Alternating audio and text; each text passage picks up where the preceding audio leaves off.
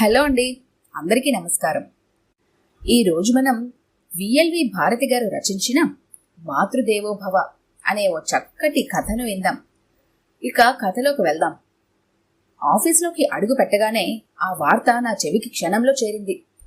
అందులోనూ ఇన్స్పెక్షన్ టైంలో ముకుందరావు ఇలా అమ్మ కోసం లీవ్ పెట్టాల్సి వచ్చిందంటే ఏదో సీరియస్ మ్యాటరే ఉంటుందని నా ఊహ. అయినా ఏ సంగతి కనుక్కుందామని ముకుందరావు ఇంటికి ఫోన్ చేస్తే వాళ్ళ ఆవిడ చెప్పింది తాపీగా, వాళ్ళమ్మ కనిపించడం లేదట, వెతకడానికి బయటికెళ్లాడు అంటూ. అయినా ఆ కొద్ది సమాచారం నా అంతరంగంలోని ప్రశ్నలకి పూర్తి సమాధానం ఇవ్వలేకపోయింది. ముకుందరావు మంచివాడే, గడుసుదనం తెలియని మెతక స్వభావి, ఎవరినీ పల్లెత్తు మాట అనడు. తన పనేదో తాను తలంచుకొని చేసుకుపోతాడు. ఎవరి ప్రవర్తనైనా తన మనసుకి బాధ కలిగిస్తే మౌనంగా తనలో తాను మదన పడిపోతూ ఉండిపోతాడే తప్ప ఎవరినీ ఏమీ ప్రశ్నించడు. అలాంటి మనిషిగా ఇలాంటి కష్టం. అయినా చెప్పా పెట్టకుండా వాళ్ళమ్మ మాత్రం ఎక్కడికి వెళ్ళుంటుంది? అందులోని ఈ వయసులో ఒంటరిగా. ఒకసారి ఎప్పుడో నాతో ఉన్న చనువు కొద్దీ చెప్పినట్టు గుర్తు, ఇంట్లో అత్తాకోడల మధ్య యుద్ధకాండ నడుస్తోందని. ఆవిడ ఇంట్లోంచి వెళ్ళిపోవటానికి ఇదే నేపథ్యం కాదు కదా. సాయంత్రం ఇటు నుంచే వెళ్లి పలకరించాలి. రకరకాల ఆలోచనలు మెదడుని కొరికేస్తుంటే వాటిని బలవంతంగా పక్కన పెట్టి ఇన్స్పెక్షన్కి సిద్ధం చేయాల్సిన ఫైళ్లన్నీ పెండింగ్ వర్క్ని చేసుకోవటంలో మునిగాను. సాయంత్రం ముకుందరావు ఇంటికెళ్లేసరికి వాడు 2 చేతులతో తల పట్టుకుని సోఫాలో దిగాలుగా కూర్చున్నాడు. మెల్లగా వాడిని అసలు సంగతి కదిలించాను. ఏదో మామూలుగా అందరింట్లో ఉండే అత్తాకోడల మధ్య గొడవలేనట.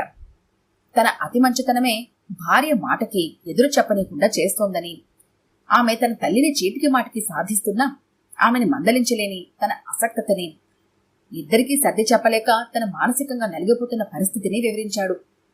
తన మాటలు వంటింట్లో ఉన్న భార్యకి గాని వినిపిస్తాయేమో అన్న అనుమానంతో గొంతు బాగా తగ్గించి మాటిమాటికి ఆ వైపు ఓసారి చూస్తూ చెప్పాడు.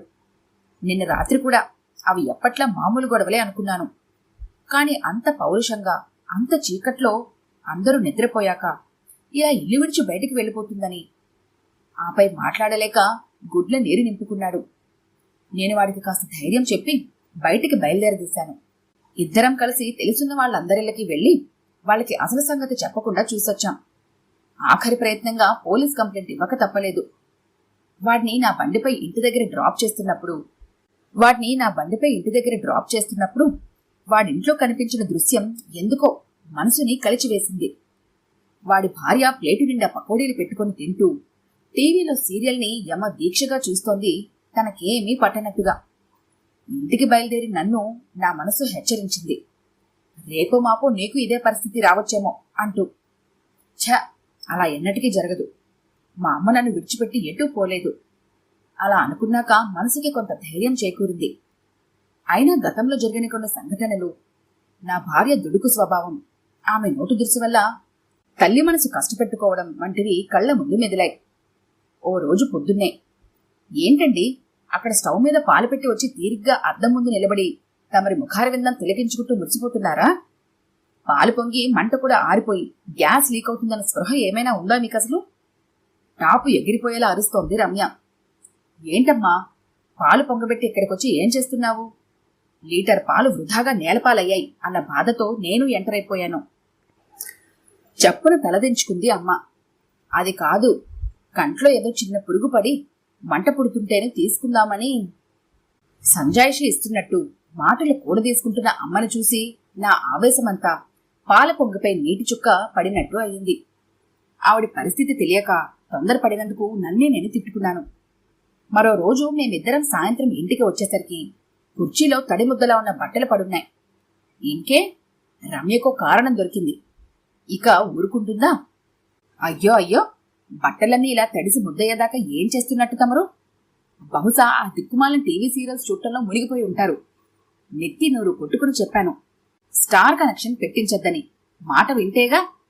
పగలస్తమానం మా అమ్మకి మాత్రం ఏం తోస్తుంది అంటూ నా మాట పెడచెవిన పెట్టారు. నా కర్మ, అంతా నా మీద కచ్చిగట్టారు. అసలు మా పుట్టింటి వాళ్ళని అనాలి ఇలాంటి సంబంధం చేసినందుకు. ఇలా ఒకదానికొకటి సంబంధం లేని విషయాలు మాట్లాడుతూ కాసేపు నా మీద కూడా విరుచుకుపడుతూ శోకాలు తీసింది రమ్య. అయ్యో పాపం, బయట ముసురులో తడుచుకుంటూ వచ్చి వణుకుతున్నారు. ఇంత వేడివేడి కాఫీ కాచి పొయ్యాలన్న ధ్యాసైనా లేదు పెద్ద మనిషికి. నట్టింట్లో గడకరలా ఎలా నిలబడిందో చూడు. నా వైపు ఒకసారి చురుక్కుమనేలా చూసి చప్పున వంటింట్లోకి వెళ్ళింది అమ్మ. నేను ఎటూ మాట్లాడలేక తలదించుకొని అక్కడే ఉన్న న్యూస్ పేపర్ చేతిలోకి తీసుకొని ఈ గొడవలతో నాకేమీ సంబంధం లేదన్నట్టు చదువుతున్నట్టుగా ముఖానికి అడ్డు పెట్టుకుని నటిస్తున్నాను. వేడివేడి కాఫీ తెచ్చి మా ఇద్దరికీ ఇచ్చింది అమ్మ. పగలల్లా కరెంటు లేదు నేను టీవీ చూడటానికి. మోకాలు నొప్పులు కదమ్మా.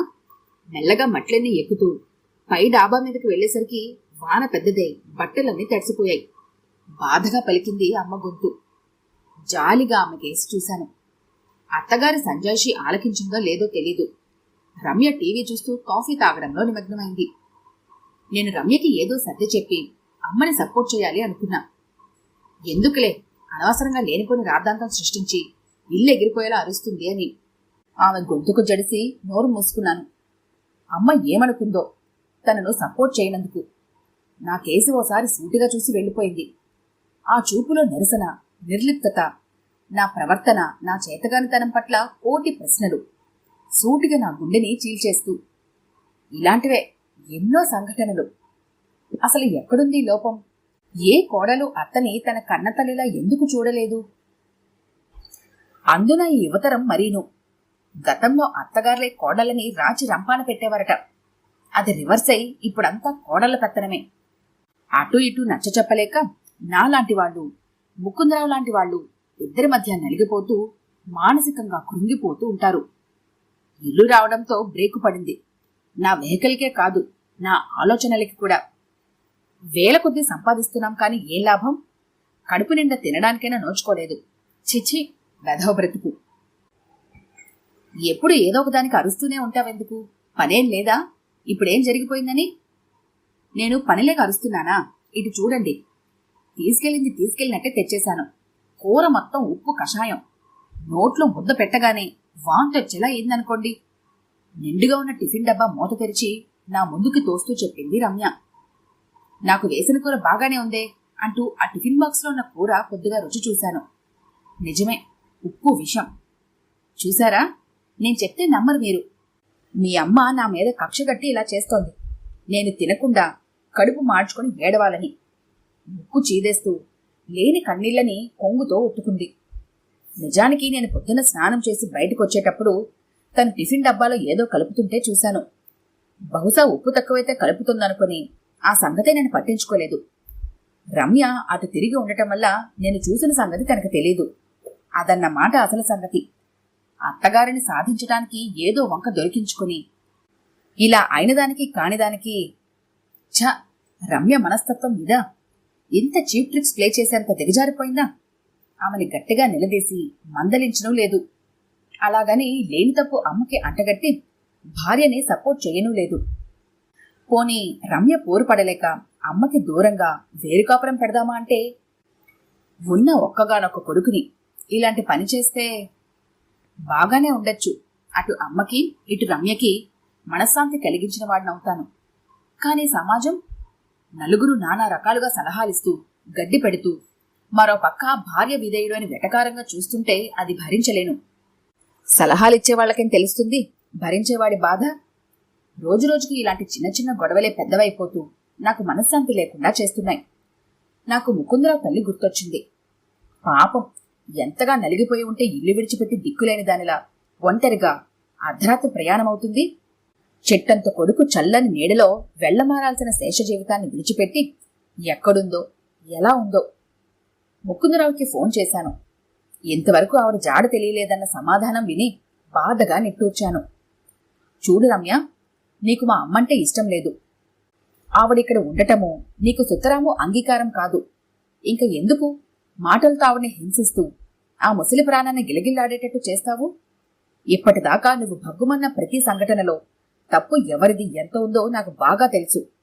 అలాగని నిన్ను అప్పటికప్పుడే నిలదీసి ప్రశ్నించి నిన్ను నా తల్లి ముందు దోషిగా నిలబెట్టాలని నేను ఏనాడు అనుకోలేదు. నా మంచితనాన్ని నువ్వు చేతగాని అసమర్థతగా భావించి మా అమ్మ పట్ల కఠినంగా ప్రవర్తిస్తున్నావు. మీ అమ్మకి దాదాపు ఇదే వయసు కదా. మీ అన్నయ్య వదిన ఆవిడ పట్ల ఇలాగే ప్రవర్తించి ఆవిడ నొచ్చుకునేలా చేస్తే కన్న కూతురిగా నీకెంత బాధగా ఉంటుందో చెప్పు. ఈ వయసులో అమ్మకి పనిభారం తగ్గించి మనశ్శాంతి కలిగించడం కోసం నేను ఓ నిర్ణయం తీసుకున్నాను. త్వరలో అమ్మని వృద్ధాశ్రమంలో చేర్పిస్తాను. అప్పుడు నీకు సంతోషమే కదూ? నా మాటలకి రమ్య అవునని గాని కాదని గాని సమాధానం చెప్పలేదు. ఆమెలో ఏ స్పందన లేదు. కాని ప్రవర్తన మాత్రం చాలా ముభావంగా, నిరసనగా. రేపు క్యాంప్కి వెళ్తున్నాను. వచ్చాక వృద్ధాశ్రమం వెళ్ళి మాట్లాడతాను. అప్పటిదాకా ఆవిడికి ఏ కష్టం కలగకుండా చూడాల్సిన బాధ్యత నీది, సరేనా? రమ్య అటువైపు తిరిగి పడుకొనింది మౌనంగా. నిద్రపోతుందో లేదో. అసలు నా మాటలు ఆమె చెవికెక్కుంటాయా? పొద్దున 6 గంటలకే సూట్ కేసు బయలుదేరుతుంటే అమ్మ గేటు దాకా వచ్చి సాగనంపింది. ఆవిడ కళ్లల్లోకి సూటిగా చూస్తే కోటి భావాలు ఆ క్షణంలో చదవగలను. కాని నాకే ధైర్యం చాలదు మరి. వెళ్తూ వెళ్తూ ఓసారి వెనక్కి తిరిగి చూశాను, జాలి నింపుకున్న కళ్లతో. అక్కడే నిలబడి ఆ వీధి మలుపు తిరిగేదాకా నన్నే చూస్తోంది. మనసంతా ఏదో తెలియని దిగులు, బాధ. ఎందుకో ఆమెను వదిలి వెళ్లాలనిపించట్లేదు. ఒక్కసారిగా పసిపిల్లవాడినై ఆమెను చుట్టేసుకుని అమ్మా అంటూ బావురు మనాలనిపిస్తోంది. ట్రైన్ ఎక్కానన్న మాటే గాని నా మనసంతా అమ్మ దగ్గరే ఉంది. గేటును ఆనుకొని నేను వెళ్లేదాకా అక్కడే నిలబడిన ఆమె రూపు కళ్ల ముందు మాటి మాటికి కదలాడుతోంది. రమ్య ఈ పాటికి ఏం చేస్తూ ఉంటుంది? వృద్ధాశ్రమంలో చేర్పిస్తే నెలకి అదనంగా ఓ 1000 రూపాయల ఖర్చు మీ వల్ల అంటూ సాధిస్తూ ఉంటుందా? కిటికీలోంచి వేగంగా వెనక్కి పరిగెత్తే ప్రకృతిని చూస్తున్నా ఈ ఆలోచనలు నన్ను వేయటం లేదు. వీటిని బలవంతంగా అదుపు చేసే ప్రయత్నంగా న్యూస్ పేపర్ కొని పేజీలు తిరిగేశాను. హుస్సేన్ సాగర్లో వృద్ధ మహిళ శవం. హెడ్లైన్ చూసి ఉలిక్కిపడి దాని కింద వార్త చదివాను. కన్నబిడ్డల ఆదరణ కరువై ఓ వృద్ధ మహిళ జీవితంపై విరక్తి చెంది 2 రోజుల క్రితం హుస్సేన్ సాగర్లో దూకి ప్రాణాలు విడిచిందని, గుర్తుపట్టలేనంతగా శరీరం ఉబ్బిపోయిందని, పోలీస్ స్టేషన్ ఇవ్వబడిన కంప్లైంట్ను బట్టి, ఆవిడ ఒంటిపై ఉన్న చీరను బట్టి ఆవిడ ఫలానా సంస్థలో పనిచేస్తే అకౌంటెంట్ ముకుందరావు తల్లి అని గుర్తించారు అని రాసుంది. గుండె పిండేసినట్లయింది. ఎంత దారుణమైన పరిస్థితి! తల్లిని అనాథగా మార్చి దిక్కులేని చావుకి గురిచేసిన ఆ కొడుకుకి ఇక పుట్టగతులుంటాయా? తాము కూడా భవిష్యత్తులో వృద్ధులం అవుతామని, తమ పిల్లల నుంచి ఇలాంటి నిరాదరణ ఎదురైతే తమకి ఇలాంటి గతి ఏర్పడుతుందని ఎందుకు ఆలోచించరు? ఆ రాత్రంతా పీడకలలే. రమ్య పోరు పడలేక అమ్మ ఇంట్లోంచి ఎటో వెళ్ళినట్టు, నేను వీధుల వెంట పరిగెడుతూ చెట్లు గట్టులు గాలిస్తున్నట్టు. ఈ 10 రోజులు క్యాంప్లో చాలా అసహనంగా గడిపాను. రమ్య వల్ల అమ్మకి ఇలాంటి పరిస్థితి ఏర్పడుతుందా? కన్న కొడుకు నేనుండగా అమ్మ అనాథ వృద్ధ మహిళగా ఎలా రోడ్డున పడుతుంది? నాకు ఇంకా జ్ఞాపకం. చిన్నపిల్లాడిగా ఉన్నప్పుడు నాకు ఒంట్లో ఏ కాస్త నలతగా ఉన్నా పచ్చి మంచినీళ్లు కూడా తాగకుండా కంటికి రెప్పలా కాపాడేది. 10 ఏళ్ల వయసులో టైఫాయిడ్ జ్వరం వస్తే నా కోసం ఎంత తల్లడిల్లిపోయిందో. చివరికి నేను కోలుకునేసరికి తాను పేషెంట్లా తయారైంది. ఇంటర్మీడియట్ చదివే రోజుల్లో అకౌంట్స్ ట్యూషన్ కోసం రోజు సాయంత్రం పక్క ఊరిలో వస్తుండేవాడిని. ఓ రోజు అమావాస్య, చీకటి రాత్రి. రోడ్డుకి అడ్డంగా పడున్న పామును చూసుకోకుండా తొక్కేస్తే అది బుస్సుమని కాటేసింది. భయంతో ఇంటికి పరుగున వచ్చి సంగతి చెప్పి స్పృహ తప్పి పడిపోయాను. అమ్మ ఓ పక్క గాభరా పడుతూనే ప్రథమ చికిత్స చేసింది. పాము ఘాట్లకి అటు ఇటు గట్టిగా బట్ట బిగించి కట్టింది. ఆ రోజుల్లో ఆమె తరచూ నోటుపూతతో బాధపడుతూ ఉండేది. అయినా తన ప్రాణాలకి తెగించి పాము కరిచిన చోట గాయం చేసి నోటుతో రక్తం పీల్చి పీల్చి ఉమ్మేసి నా ప్రాణం కాపాడింది. కాని తన ప్రాణం మీదకి తెచ్చుకుంది. నోటుపూత ఉన్న కారణంగా విష ప్రభావం ఆమెకి కొద్దిగా పాకింది. ఆ తర్వాత ఆమె కోలుకోవటానికి కొన్ని రోజులు పట్టింది. అలాంటి అమృతమూర్తి అమ్మని నో, వీల్లేదు. 6 నూరైనా అమ్మని అనాథ వృద్ధాశ్రమంలో చేర్పించేది లేదు. బ్రతికున్నంతకాలము నాతోనే ఉంటుంది. ఈ వృద్ధాప్యంలో సేవ చేసి కొడుకుగా ఆమె రుణం తీర్చుకుంటాను. ఈ విషయంలో రమ్య వ్యతిరేకత చూపించినా సరే నా నిర్ణయాన్ని ఖచ్చితంగా అమలు చేసి తీరుతాను అని దృఢంగా అనుకున్నాక మనసు కుదుటపడింది. ఇకపై అమ్మని వదిలి ఒక్కరోజు కూడా ఉండకూడదు. అనారోగ్య కారణమని వంక పెడుతూ ఇక నుంచి క్యాంపులకు కూడా స్వస్తి పలకాలి. ఇన్నాళ్ల నా నిర్లక్ష్యానికి, ఆవిడ పట్ల నా ప్రవర్తనకి ఎంతో సిగ్గుగా ఉంది. నా మనసులోని భావాలన్నీ ఆవిడకి చెప్పేసి క్షమాపణ కోరి ఈ భారాన్ని తగ్గించుకోవాలి. అమ్మ మనసు కదా, ఇట్టే క్షమించేస్తుంది. ఇకపై చేతగాని చెవటలా అన్నింటికి తల్లుపుతూ భార్య కొంగు పట్టుకు తిరిగే విధేయుడినై చచ్చినా ప్రవర్తించను. ఈ ప్రపంచంలో నాకు నా తల్లి తర్వాతే భార్యైనా ఎవరైనా. ఎప్పుడెప్పుడు ఇంటికెళ్ళి అమ్మని కలుస్తానా అని నాలో ఎడతెరగని ఆరాటం. నెమ్మదిగా గడిచే కాలాన్ని తిట్టుకుంటూ రోజులు లెక్క పెట్టుకుంటూ క్యాంపు పనులు పూర్తి చేశాను. తిరణాల్లో తప్పిపోయిన పిల్లాడు తల్లిని చూడాలని తహతహలాడుతున్నట్లుగా ఉంది నా పరిస్థితి. అమ్మని చూడాలని ఎంతో ఆశతో రెక్కలు కట్టుకొని ఆఘ మేఘాల మీద ఇంటి ముందు వాలాను. దగ్గరగా వేసి ఉన్న తలుపు నెమ్మదిగా తోశాను. లోపలి దృశ్యం నేను శిలాప్రతిమ అయ్యేలా. వచ్చింది నా ఇంటికేనా అసలు? పొరపాటున పక్కింటికి గాని? కలో నిజో నమ్మకం కలగడం కోసం నన్ను నేను గిల్లుకొని అది నిజమే అని నిర్ధారించుకున్నాను. ఎదురుగా నా కన్నుల పండుగగా నేను నిత్యం కలగనే కమ్మటి దృశ్యం ఇలా కళ్ళెదుట ఆవిష్కృతమైనట్టుగా పిడికడంత గుండెలో కడలి అంతటి ఆనందం ఇమడలేకపోతుంటే, ఇన్నాళ్లుగా నేను పడ్డ టెన్షను, బాధ ఒక్కసారిగా ఎగిరిపోయి మనసంతా తేలికగా దూదిపింజలా అయిపోతుంటే, అమాంతం ఒక్క పరుగున వచ్చి రమ్యను నిలువెల్లా వాటేసుకుని గట్టిగా ముద్దు పెట్టుకున్నాను. పక్కనే అమ్మ ఉందన్న స్పృహ కూడా లేకుండా. నా చర్యకి ఒక్క క్షణం బిత్తరిపోయారు ఇద్దరు. ఈసారి అమ్మ అంటూ అమ్మని చుట్టేశాను. అంగారక గ్రహం నుంచి అప్పుడే ఓ వింత మనిషి ఎగురొచ్చి హఠాత్తుగా వారి ముందు ప్రత్యక్షమైనంత ఆశ్చర్యం వాళ్ళ కళ్ళల్లో. ఎప్పుడొచ్చిందో ఏమో దూరంగా నిలబడ్డ మా అత్తగారు మమ్మల్ని చిరునవ్వుతో ప్రశాంతంగా చూస్తోంది. ఈ మార్పుకి కారణం కొంతవరకు ఊహకి అందుతోంది. ఈసారి నా కళ్ళు మా అత్తగారి పట్ల కృతజ్ఞతతో మెరిశాయి. ఇన్నాళ్ళు ఆవిడ మంచి మనసు అర్థం చేసుకోక ఎంత నిర్దయగా ప్రవర్తించానో తలుచుకుంటే నా మీద నాకే అసహ్యంగా ఉంది. ఆ రాత్రి రమ్య కన్నీళ్లు నా గుండెని తడిపేస్తుంటే అసలు కారణం తెలుసుకోవాలన్న ఉత్సుకతని, ఆతృతని అప్పటిదాకా అణుచుకుంటున్న నేను ఇక ఆగలేక, ఏం జరిగింది అని ప్రశ్నించాను. మీరు క్యాంప్కి వెళ్ళిపోయాక నేను మా ఫ్రెండ్ పెళ్లికని వైజాగ్ వెళ్ళాను. ముందే చెప్తే మీ అమ్మని వదిలిపెట్టి ఎక్కడికి వెళ్ళొద్దంటారని మీకు కూడా చెప్పలేదు. మా అమ్మని ఒక్కదాన్ని ఇంట్లో ఉంచి మా అన్నయ్య వదిన ఎల్టీసీ మీద బెంగళూరు, మైసూర్ చూడటానికి వెళ్లారు. అమ్మకి ఎప్పటినుంచో కడుపులో గడ్డ ఉండేది. దాన్ని ఆపరేషన్ చేసి ఏనాటికైనా తీయక తప్పదని డాక్టర్లు చెప్పినా అన్నయ్య ఏవో ఆర్థిక కారణాలు చూపుతూ వాయిదా వేస్తూ వస్తున్నాడు. తీరా ఇప్పుడు నేను అన్నయ్య ఊళ్ళోలేని టైంలో ఆ గడ్డ చితికి విపరీతమైన కడుపు నొప్పితో మెలికలు తిరుగుతూ బాధపడుతుంటే పక్కింటి వాళ్ళు మా ఆఫీస్కి ఫోన్ చేశారట.